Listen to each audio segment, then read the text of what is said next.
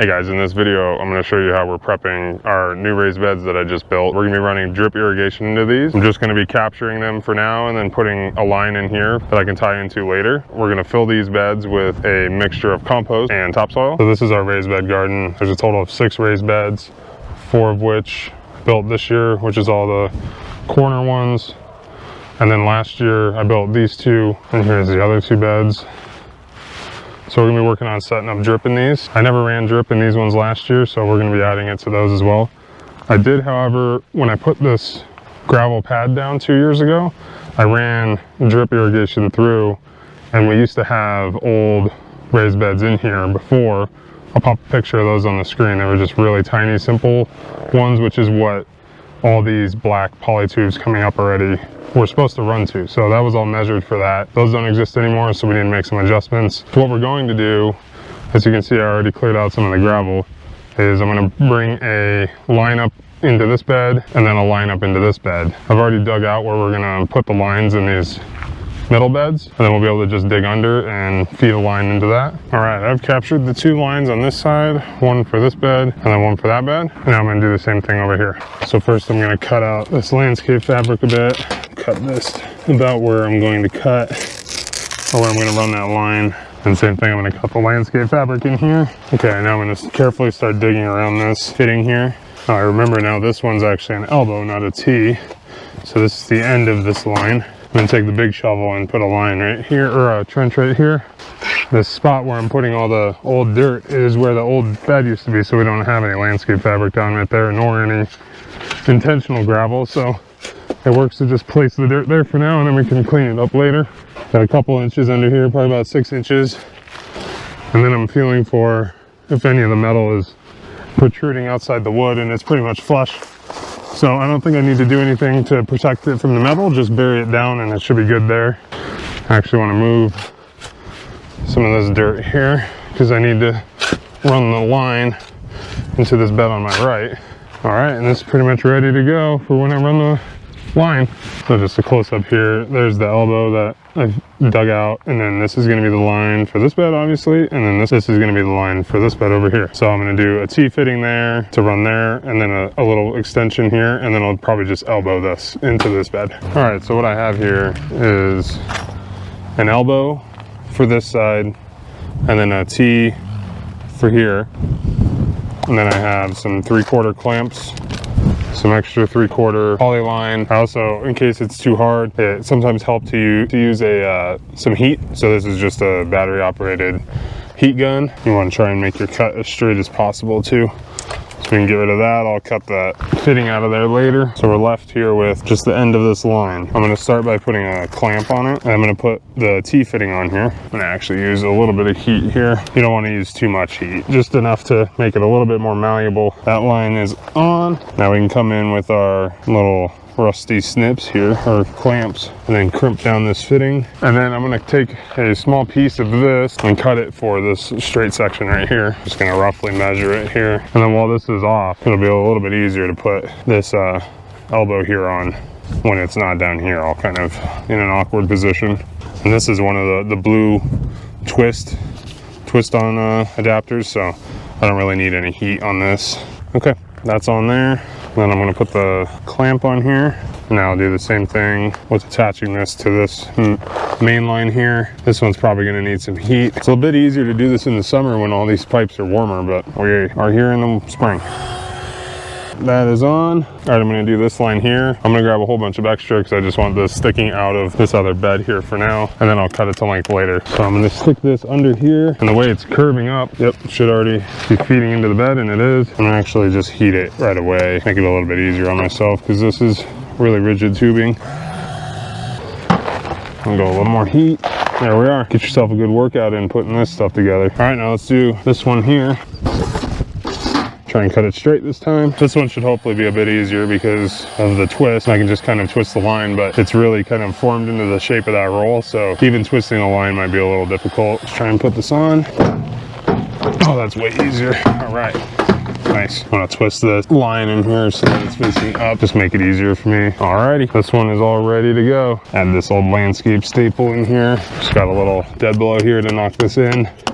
And then I want to make sure this is held down really good because there is some exposed metal under here. Bury it so that the dirt will protect the pipe from rubbing on this metal. Just gonna put one around the fitting here too. And then I'm also gonna put one over here to do the same thing with that metal. We're probably still 2 months away from turning on this water, so I'm just gonna bury it and kind of hope for the best. I'll be able to see if there's pooling, if there's any leakage, but I don't wanna leave this open for several months. So I still have some of this corner flashing laying around. I'm gonna end up putting this on the bottom of the bed down here like this, so that it helps protect the pipe from coming in and rubbing up on the bottom of the metal, because it's not totally flush on all the beds. I'm just going to screw that in with one of the sheet metal screws that I used for this siding. So there's that metal piece screwed in, and then it's on the bottom here too. Now we'll go onto the other side and finish those two up.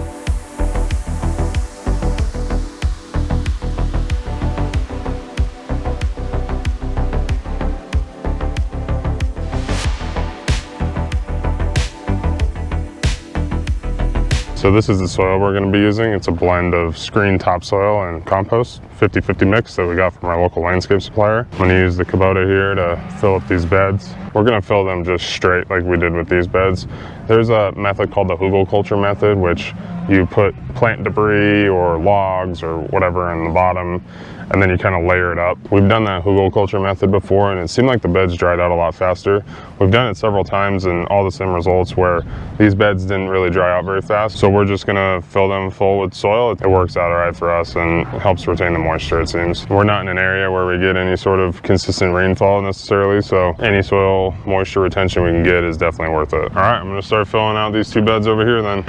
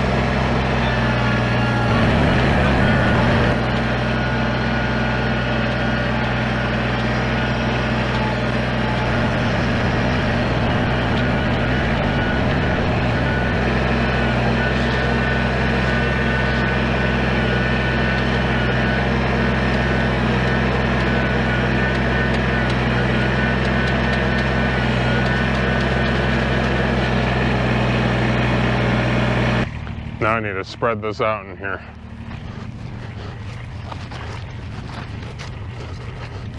This side all filled up. Now I can continue dumping here and then just spread it within this corner. It'll be a lot easier.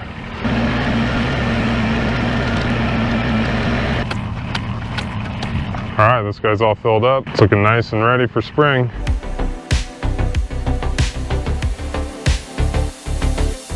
Crazy windy today. GoPro fell over during the time lapse, but about halfway done with this one.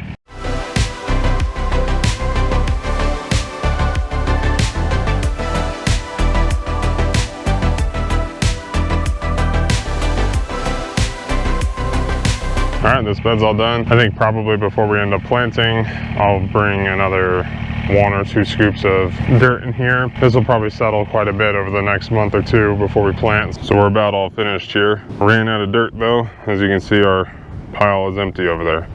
I suspected that we needed more. That was 18 yards, which was the max that our local landscape company can deliver. Couldn't really get any more anyways, but this bed's done. The far bed over there is done. And then the far bed over there is done. I suspect we probably need another 1 to 2 cubic yards per each one of these beds just to top them off. And then each one of these 2x6 beds will take about a cubic yard as well. So I'll do that in a few weeks when I can get some more material delivered. So that's how we're just capturing this drip irrigation line here that's already there, and then we're just going to leave this one blank as it is. We're going to just run drip tape once we figure out what we want to plant and where we want to put it in here. So I hope you guys enjoyed the video. Thanks for watching, and if you have any comments or anything like that, be sure to drop them in the comments. Thanks for watching. See ya.